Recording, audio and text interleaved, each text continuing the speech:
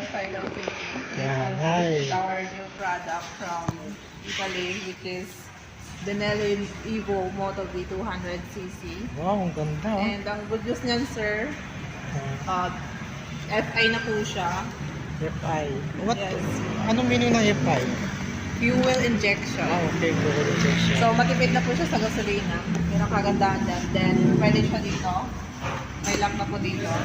Para hindi po makuha yung gulong mo. So, double lock siya, no? Yes. Tapos dito po yung 4 unit.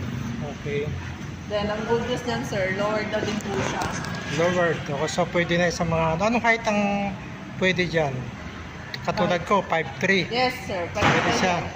5'3". Kahit nga po mga 6-footer, maganda rin pa rin po siya. Yan, okay. Kasi malaki naman siyang tignan. Pero ang good news niyan, mababa lang po siya. Unlike sa XSR na mataas siya, pero mas expensive po yung just dito. 125,000 na po siya. 125? Yes. Wow. Kayang-kaya ng bulsa, no? Kayang-kaya po yan, sir. So, yun yung good news dyan.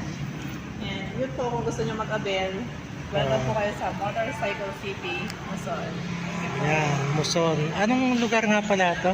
SJGM Muson, St. Vivian's. St. Vivian's. Malapit sa Muson intersection, ano? Yes, sir. Okay.